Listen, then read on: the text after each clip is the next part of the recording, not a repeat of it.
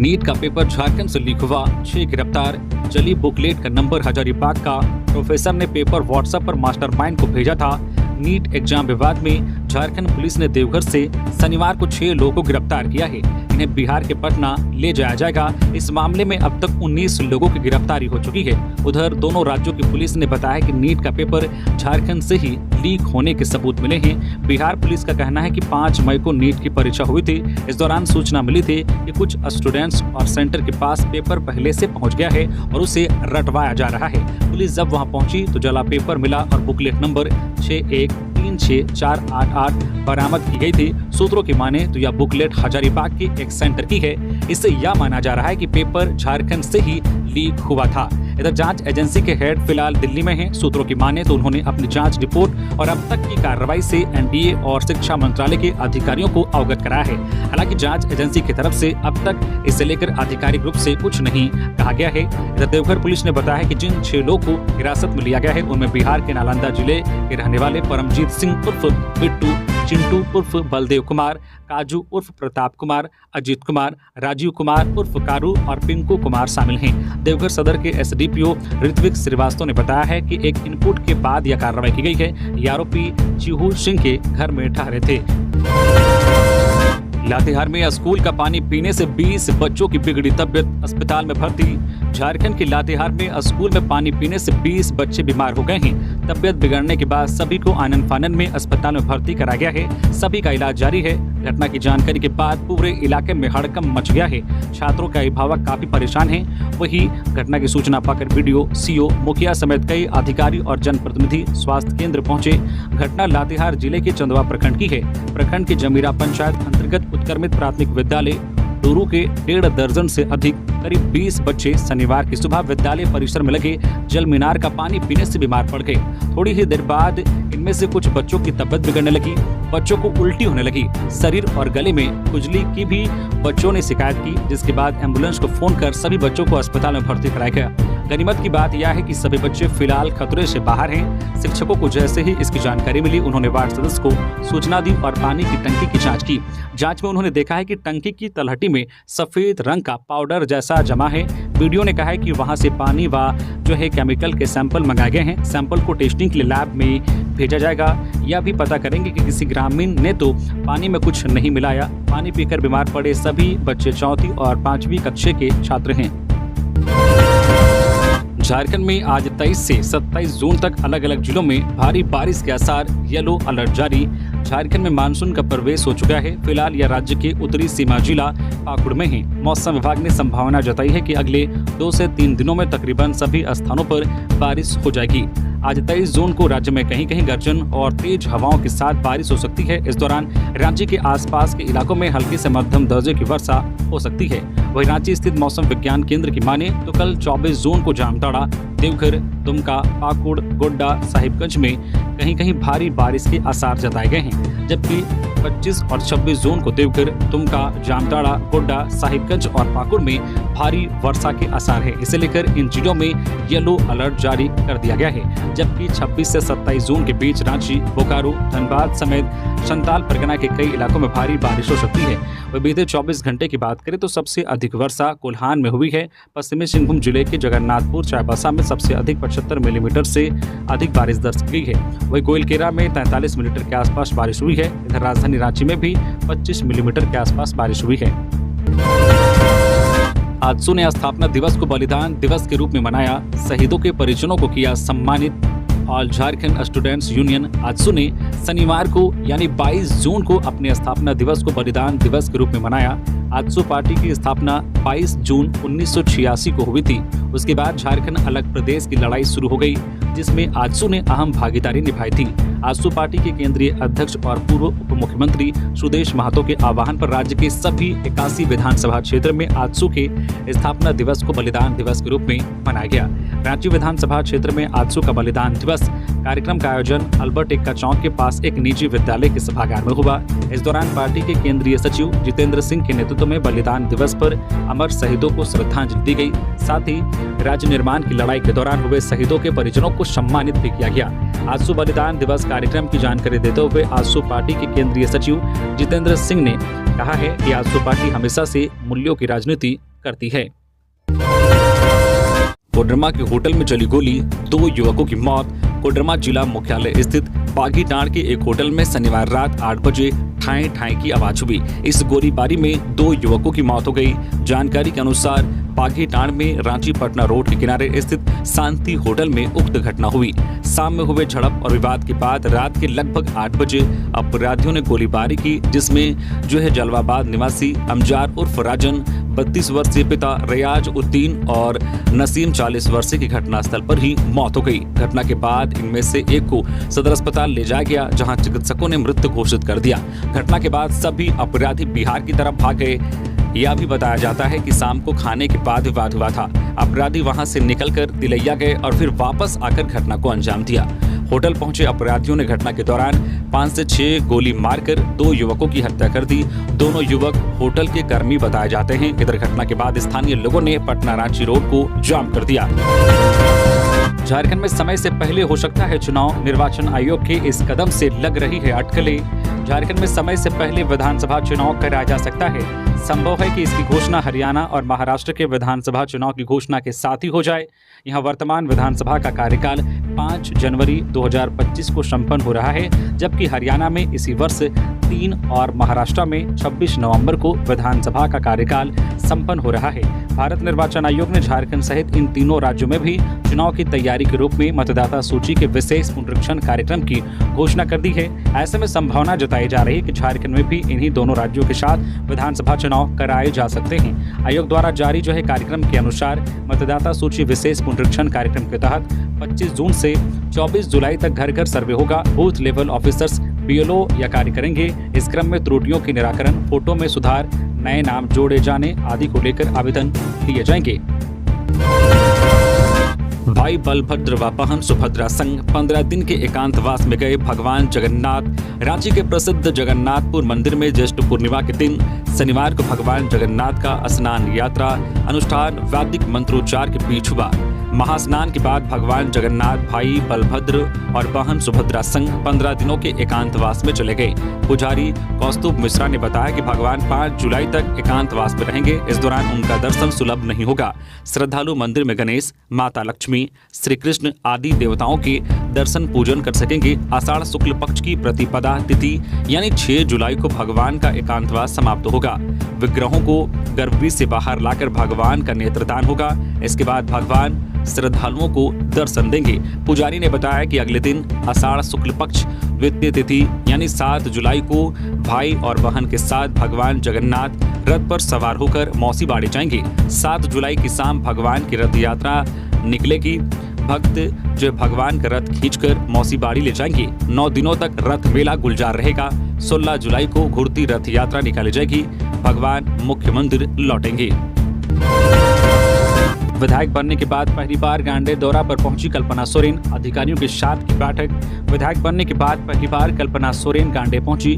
वहां उन्होंने पिपरवा टांड स्थित हनुमान मंदिर में माथा टेका और राज्यवासियों को खुशहाली की प्रार्थना की। इसके बाद कल्पना सोरेन ने गांडे विधानसभा क्षेत्र के विभिन्न प्रखंडों के लोगों से मुलाकात की। इसके बाद वहां के लोगों के साथ संवाद स्थापित कर उनकी समस्याओं से अवगत हुई और त्वरित संज्ञान लिया। इसके बाद गिरिडीह स्थित सर्किट हाउस में गिरिडीह जिला के अधिकारियों के साथ बैठक की। बैठक में राज्यसभा सांसद सरफराज अहमद, गिरिडीह के विधायक सुदिव्य कुमार सोनू भी उपस्थित रहे। बता दें कि 4 जून को गांडे उपचुनाव का रिजल्ट आया था, जिसके बाद कल्पना सोरेन ने बड़े अंतर से बीजेपी के प्रत्याशी दिलीप वर्मा को हराया था। 10 जून को कल्पना सोरेन ने विधायक पद की शपथ ली थी। गौरतलब है कि 31 दिसंबर को गांडे के विधायक डॉक्टर सरफराज अहमद ने गांडे सीट से इस्तीफा दे दिया था, जिसके बाद यह सीट खाली हुई थी और वहां उपचुनाव कराया गया, जिसमें कल्पना सोरेन ने जीत दर्ज की थी। शादी की खुशियां मातम में बदली। समारोह में शामिल होने आई 2 लड़कियां कारू नदी में डूबी। कुंटी जिले के रनिया थाना क्षेत्र में 2 छात्राओं की नदी में डूबने से मौत हो गई। कारू नदी में नहाने के दौरान छात्राएं डूब गई। दोनों को बाहर निकालकर अस्पताल ले जाया गया, लेकिन रास्ते में ही उनकी मौत हो गई। मृतक की पहचान अस्रिता तिरु और जेनल रानी कोनगाड़ी के रूप में की गई है। जेनल अपने परिवार के साथ शादी समारोह में शामिल होने के लिए गई थी। इनकी मौत के बाद शादी वाले घर में मातम फैल गया है। परिजनों का रो रो कर बुरा हाल है। सूचना पाकर झामू नेता सुदीप गुड़िया वहां पहुंचे और परिजनों को ढाढ़स बंधाया। घटना को लेकर मिली जानकारी के अनुसार खूंटी जिले के रनिया थाना क्षेत्र के जराटोली निवासी जेम्स जेनेत पोंगाड़ी के घर में गुरुवार को शादी समारोह था। जेनल अपने परिवार के साथ शादी समारोह में शामिल होने के लिए गई थी। शनिवार को जेनल असरिता और उसकी मां मरियत तिरुकारो नदी में गई। मरियत नदी किनारे कपड़ा धो रही थी और असरिता और जेनल नदी में नहा रही थी। नहाने के दौरान दोनों गहरे पानी में डूब गई। कड़ी मशक्कत के बाद दोनों को नदी से बाहर निकाला गया। सूचना पाकर झामू नेता सुदीप गुड़िया वहां पहुंचे और दोनों को एम्बुलेंस एवं निजी वाहन से रेफरल अस्पताल लाया गया, लेकिन अस्पताल पहुंचने के पूर्व ही दोनों की मौत हो गई। ईडी समन की अवहेलना मामला। एमपी एमएलए कोर्ट में चल रही याचिका को निरस्त करने की अपील। हाईकोर्ट में चल रही सुनवाई 12 जुलाई को फिर बैठेगी कोर्ट। ईडी की ओर से जमीन घोटाला मामले में पूर्व सीएम हेमंत सोरेन को 11 समन भेजा गया था, जिसमें से 2 समन पर ही वे उपस्थित हुए। उनके इस कदम को समन की अवहेलना मानते हुए ईडी ने याचिका दायर की है, जिसकी सुनवाई एमपी एमएलए कोर्ट में चल रही है। पूर्व सीएम हेमंत सोरेन की ओर से इस याचिका को निरस्त करने को लेकर झारखंड हाईकोर्ट में याचिका दायर की गई है। इस याचिका पर शनिवार को सुनवाई हुई। सुनवाई के दौरान जवाब देने के लिए हेमंत सोरेन की ओर से अदालत से गुजारिश की गई, जिस पर कोर्ट ने समय देते हुए 12 जुलाई को अगली तारीख रखी है।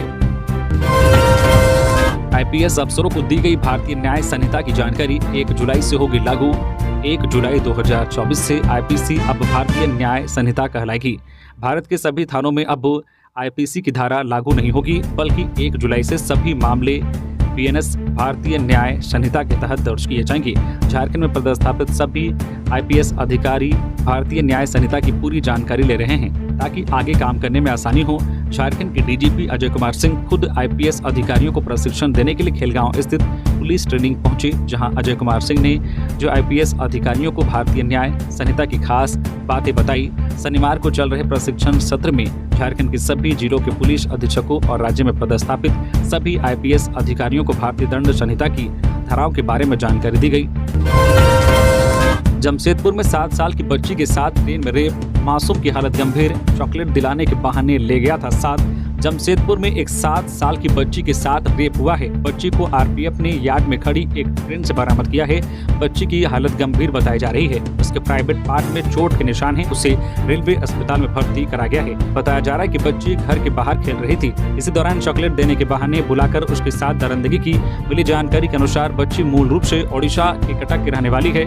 यहाँ टाटानगर रेलवे स्टेशन पर भीख मांगने का काम करती है। पीड़िता की मां ने बताया कि वे लोग स्टेशन परिसर में भीख मांगकर गुजारा करते हैं। बच्ची स्टेशन के बाहर खेल रही थी। इसी दौरान एक व्यक्ति आया और उसे बिस्किट खिलाया।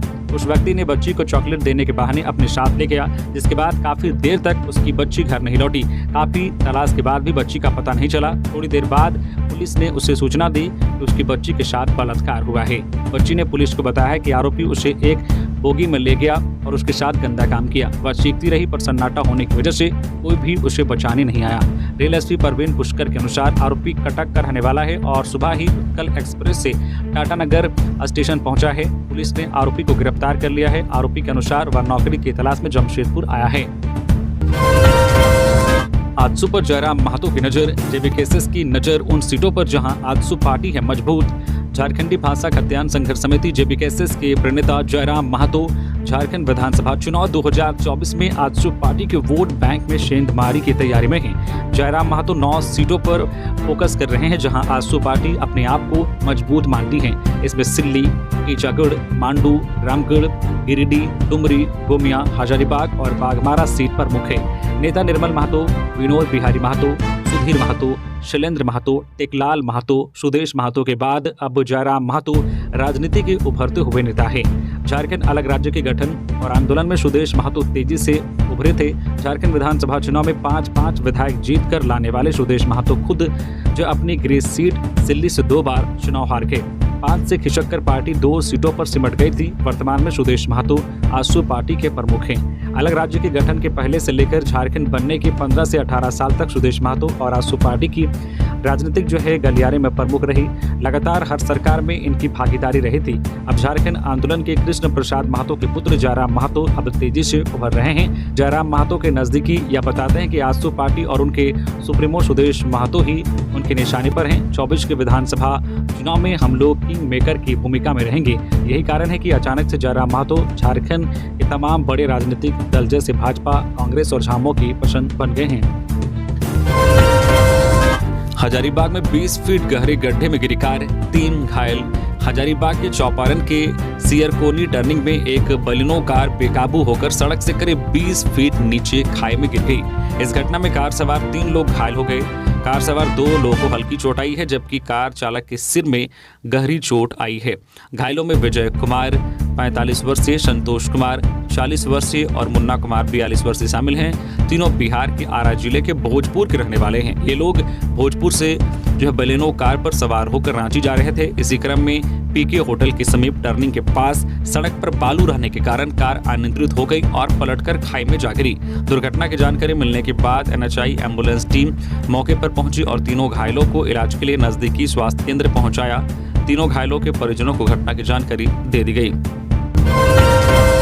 घर से 50 मीटर दूर युवक का मिला शव। परिजनों का आरोप, पड़ोसियों ने घर से ले जाकर की हत्या, फिर फेंक दिया शव। गिरिडीह मुफस्सिल थाना क्षेत्र स्थित महेशपुर गांव के बरमसिया में एक युवक की हत्या कर दी गई है। युवक की हत्या किसी केमिकल एसिड डालकर करने की बात कही जा रही है।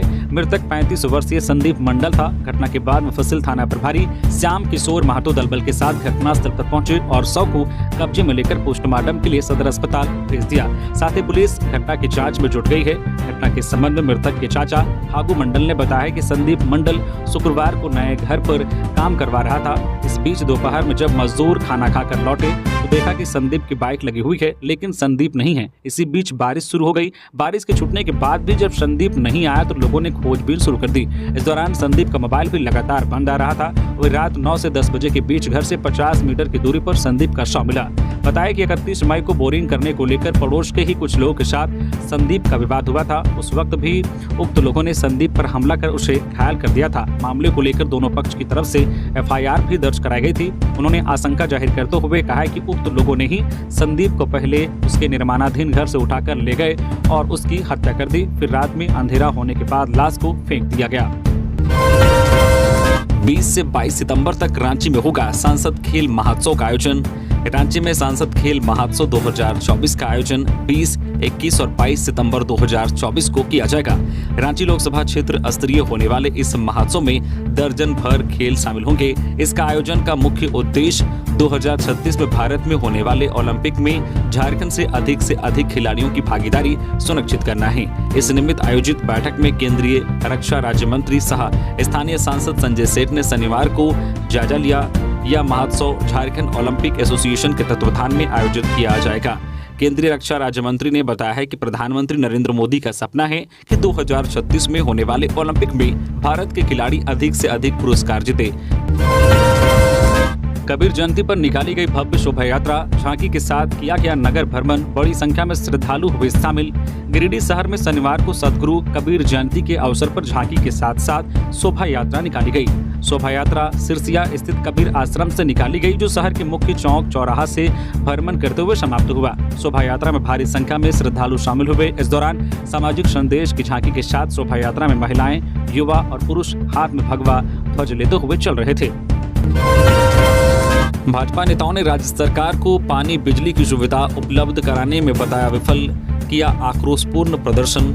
भाजपा नेताओं ने पानी और बिजली की सुविधा उपलब्ध कराने में राज्य सरकार को विफल बताया है। झारखंड के पलामू का इलाका भीषण गर्मी की चपेट में है और यहाँ के लोग पेयजल की संकट से जूझ रहे हैं। मानसून नजदीक है, लेकिन किसानों के लिए खाद और बीज उपलब्ध नहीं है, यह कहना है भारतीय जनता पार्टी के नेताओं का। भारतीय जनता पार्टी के नेताओं ने आमजन के मुद्दों को लेकर शनिवार को आक्रोशपूर्ण प्रदर्शन किया।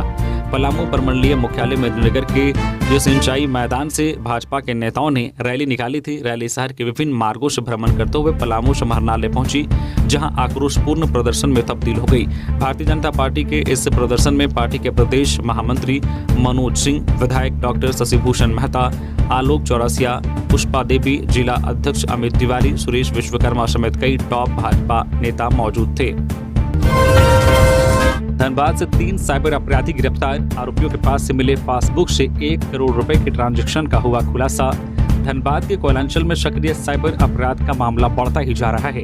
ऐसी घटनाएं आए दिन सुनने को मिलती है। साइबर अपराधी अलग अलग तरीके से लोगों को ठगने का काम कर रहे हैं। इसी बीच जिला पुलिस ने ऑनलाइन गेमिंग के माध्यम से लोगों के साथ ठगी करने वाले 3 शातिर साइबर अपराधी को गिरफ्तार किया है। वही साइबर अपराधी के पास से एक बैंक पासबुक बरामद हुआ है, जिससे 1 करोड़ रुपए के ट्रांजैक्शन का खुलासा हुआ है। मामले की जानकारी देते हुए सिंध डीएसपी भूपेंद्र प्रसाद रावत ने बताया कि वरीय पुलिस पदाधिकारी को गुप्त सूचना मिली थी कि रविरंजन कुमार ठाकुर जो है बनियाहिर 10 नंबर थाना झरिया का रहने वाला है, या कुछ लोग के साथ मिलकर ऑनलाइन गेम, ठगी, फ्रॉड, साइबर फ्रॉड, मोबाइल ठगी, फर्जी एटीएम कार्ड, फर्जी सिम कार्ड बनाकर लोगों को झांसा देकर ठगी करने का काम कर रहा है। एसएसपी के निर्देश पर सिंदरी इंस्पेक्टर के नेतृत्व में एक छापेमारी दल का गठन किया गया। इसके बाद आरोपियों को पकड़ने के लिए छापेमारी शुरू की गई, जिसके बाद ये कार्रवाई की गई है। दुमका में हाईटेंशन तार की चपेट में आई बस, चालक और खलासी झुलसे। दुमका जिले के दिग्घी ओपी क्षेत्र अंतर्गत श्री अमड़ा में एक बड़ा हादसा हुआ है। दरअसल हाईटेंशन तार की चपेट में बस आ गई, जिससे बस धो कर मौके पर ही जल गई। इस घटना में 2 बस कर्मियों के झुलसने की भी सूचना है, जिसे इलाज के लिए अस्पताल भेजा गया है। घटना को लेकर बताया जा रहा है कि शिव शक्ति बस बारात लेने तिलियाचक नावाडी जा रही थी। इसी दौरान ग्रामीण सड़क में बस हाईटेंशन तार की चपेट में आ गई, जिसके बाद देखते ही देखते पूरी बस जल गई। अच्छी बात यह रही कि बस खाली थी। कड़ी मशक्कत के बाद 2 बस कर्मियों को बस से निकालकर मेडिकल कॉलेज अस्पताल भेजा गया। सूचना मिलते ही दमकल की गाड़ी मौके पर पहुंची और आग पर काबू पाया। झारखंड से बरेली में अफीम बेचने वाली महिला अरेस्ट, मेरठ एसटीएफ ने 6 किलो अफीम के सहित झारखंड से बरेली में अफीम बेचने वाली महिला अरेस्ट, मेरठ एसटीएफ ने 6 किलो अफीम सहित 2 अंतर्राज्यीय मादक पदार्थ तस्करों को पकड़ा। मेरठ एसटीएफ यूनिट ने गैर राज्यों में अवैध तरीके से नशीले पदार्थों की तस्करी करने वाले गिरोह के 2 साथीरों को गिरफ्तार किया है। टीम बरेली से दोनों को पकड़कर लाई है। इनमें एक महिला भी शामिल है, जो मूल रूप से झारखंड की रहने वाली है, लेकिन दूसरे राज्यों में नशीले पदार्थों की तस्करी करती है। लंबे समय से एसटीएफ इन लोगों की तलाश में जुटी थी। पकड़े गए आरोपियों के पास से 6 किलोग्राम अफीम भी बरामद हुआ है। एसटीएफ मेरठ की टीम ने जो है गौसगंज पुलिस फरीदापुर थाना बरेली से शुक्रवार देर रात लगभग 1:30 बजे शांति कुमारी पत्नी चंदन सिंह को अरेस्ट किया, जबकि दूसरा आरोपी राहुल पुत्र कौकिल जो बरेली की अंजनी थाना का रहने वाला है। राहुल को टीम ने सुबह 8:20 पर बरेली से ही गिरफ्तार किया। आरोपी शांति झारखंड हजारीबाग के अकोनी तेली टोला थाना बड़का गांव की रहने वाली है। महिला की पत्थर से कूचकर हत्या, खेत में नग्न अवस्था में पड़ी थी लाश, पुलिस कर रही है जांच। साहिबगंज में शनिवार सुबह लगभग 8 बजे मुफस्सिल थाना क्षेत्र के महादेवगंज मुस्लिम टोला के निकट गंगा घाट जाने वाले रास्ता से कुछ दूरी पर बीच खेत में एक महिला का नग्न अवस्था में शव मिलने से इलाके में सनसनी फैल गई। देखने से पता चलता है कि महिला की हत्या पत्थर से पूछकर किया गया है। ग्रामीण बताते हैं कि सुबह महिला लोग घास फूस लाने के लिए निकली थी तो बीच खेत में एक महिला का शव देखा। इसके बाद ग्रामीणों के द्वारा मुफस्सिल थाना प्रभारी शशि सिंह को सूचना दिया गया। थाना प्रभारी शशि सिंह दलबल के साथ घटनास्थल पर पहुंचे और पहुंचकर शव को अपने कब्जे में लेकर सदर अस्पताल पोस्टमार्टम के लिए भिजवाया। महिला की पहचान रुकैया खातून के रूप में की गई है, जो नगर थाना क्षेत्र के हबीबपुर के मदरसा गली की रहने वाली बताई जा रही है। महिला साहिबगंज की रहने वाली है। सवाल है कि नगर थाना क्षेत्र से लगभग 8 किलोमीटर दूर महादेवगंज दियारा इलाके में उनकी शव मिलने की वजह क्या है? क्या वजह रही होगी कि महिला साहिबगंज से इस खेत में आई कैसे? उपरोक्त प्रश्नों का जवाब पुलिस ढूंढ रही है। हालांकि घटनास्थल से पुलिस को पत्थर, चप्पल और कई सामान मिला है, जिसके आधार पर पुलिस जांच कर रही है। लोहरदगा में कार से 100 किलोग्राम गांजा बरामद, आरोपी फरार। नशे के खिलाफ अभियान में लोहरदगा पुलिस को बड़ी सफलता मिली है। लोहरदगा पुलिस ने 100 किलोग्राम गांजा बरामद किया है, वही आरोपी मौके से फरार हो गया। हालांकि आरोपी की गिरफ्तारी को लेकर पुलिस संभावित स्थानों पर छापेमारी कर रही है। पुलिस की टीम ने गुप्त सूचना के आधार पर यह कार्रवाई की है। पिकअप चालक को दूसरे पिकअप वैन ने रौंदा, 2.5 घंटे तक सड़क जाम कर प्रदर्शन। पलामू जिले के सतबरवा थाना क्षेत्र के जोड़ा गांव में पिकअप वैन रोककर व्यवसायियों को उतार रहे चालक 32 वर्षीय वीरेंद्र प्रसाद को पीछे से आए दूसरे पिकअप वैन ने रौंद दिया, जिससे उसकी दर्दनाक मौत हो गई। घटना के बाद मौके से भाग रहे पिकअप वाहन को पुलिस ने खदेड़कर जब्त किया। चालक को हिरासत में लेकर थाना ले आई। शनिवार को चालक की डेड बॉडी का पोस्टमार्टम MRMCH में कराया गया। घटना शुक्रवार रात 9 बजे की है। पोस्टमार्टम कराने के बाद ग्रामीणों ने रांची रोड में जदुल सुमला के पास NH 39 को जाम कर दिया। सतबरवा अंचल में वाचक निरीक्षण के दौरान उपायुक्त पलामू शशि रंजन को जाम होने की जानकारी मिली। उन्होंने अंचल अधिकारी कृष्ण मुरारी तिर्की को जाम स्थल पर भेजा। CO थाना प्रभारी अंचित कुमार के अलावा प्रदेश भाजपा महामंत्री मनोज सिंह ने 2.5 घंटे बाद जाम समाप्त कराया। इस दौरान दोनों और 2 किलोमीटर छोटे बड़े वाहनों की कतार लगी रही। 2016 में अनुशंसित 2 अभ्यर्थियों को अब मिली नौकरी। झारखंड लोक सेवा आयोग से 2016 में अनुशंसित 2 अभ्यर्थियों को अब जाकर राज्य सरकार में नौकरी मिली है। दोनों अभ्यर्थी अनारक्षित कोटि के हैं। राज्य सरकार ने राजीव कुमार और उप समाहर्ता पद पर नियुक्त करते हुए पलामू जिला प्रशिक्षण के लिए आवंटित किया है। वही दूसरे अभ्यर्थी पवन कुमार को अनारक्षित कोटि के मुख्य एवं बधिर श्रेणी के परीक्षामान उप समाहर्ता के रूप में औपबंधिक रूप से नियुक्त किया है। उन्हें साहिबगंज जिले में जिला प्रशिक्षण के लिए पदस्थापित किया गया है। कार्मिक विभाग ने इसका आदेश जारी कर दिया है। कर्मचारी महासंघ मुख्यमंत्री से मिला, मांगों से कराया अवगत। झारखंड विश्वविद्यालय महाविद्यालय कर्मचारी महासंघ से संबंध कोल्हान विश्वविद्यालय के कर्मचारियों का प्रतिनिधिमंडल राज्य में मुख्यमंत्री चंपई सोरेन से मिला। इस दौरान महासंघ के कोल्हान प्रक्षेत्र के महामंत्री चंदन कुमार के नेतृत्व में मुख्यमंत्री श्री सोरेन को कर्मचारियों की मांगों से अवगत कराया, साथ ही मांगों से संबंधित ज्ञापन सौंपा। चंदन कुमार ने बताया कि मुख्यमंत्री कर्मचारियों की मांगे अविलंब पूरा करने की मांग की गई है। कर्मचारियों की प्रमुख मांगों में विश्वविद्यालय एवं महाविद्यालय के कर्मचारियों की पुरानी पेंशन योजना लागू की जाए, कर्मचारियों की सेवा निवृत्ति की उम्र बिहार की तर्ज पर 62 वर्ष की जाए। वही राज्य सरकार के कर्मियों के अनुरूप विश्वविद्यालय एवं महाविद्यालय कर्मचारियों के 7वें वेतनमान की बकाया राशि का भुगतान की जाए। वही राज्य सरकार कर्मियों के अनुरूप भी विश्वविद्यालय एवं महाविद्यालय कर्मचारियों को स्वास्थ्य बीमा का लाभ दिया जाए। इसके अलावा भी कई प्रमुख मांगे शामिल हैं। केंद्रीय मंत्री अन्नपूर्णा देवी के स्वागत कार्यक्रम में लोगों का जताया आभार। कोडरमा सांसद व केंद्रीय महिला एवं बाल विकास मंत्री अन्नपूर्णा देवी के चुनाव जीतने व मंत्री बनने के बाद गिरिडीह से कोडरमा जाने के क्रम में पहली बार प्रखंड के बरियारडी व नवलशाही चौक पहुंचने पर भाजपा नेताओं व कार्यकर्ताओं ने उनका भव्य स्वागत किया। पहले से जुटे भाजपा कार्यकर्ताओं द्वारा गर्मजोशी के साथ मंत्री का फूलों का गुलदस्ता देकर स्वागत किया गया। मंत्री ने भी लोगों का अभिवादन किया और जीत दिलाने के लिए लोगों का आभार जताया। मंत्री ने कहा कि कोडरमा लोकसभा की जनता को नमन करते हैं, जिन्होंने उन्हें दूसरी बार प्रतिनिधित्व का मौका दिया, तथा राष्ट्रीय नेताओं और प्रधानमंत्री का आभार प्रकट करते हैं, जिन्होंने उन्हें एक महत्वपूर्ण मंत्रालय का दायित्व उन्हें दिया है। उन्होंने कहा है कि भारत सरकार की जो भी योजनाएं आ रही है उसे धरातल पर पहुंचाने और इसका लाभ एक एक व्यक्ति को मिले तथा जन आकांक्षाओं को पूर्ण करने के लिए मैं लगातार प्रयासरत रहूंगी।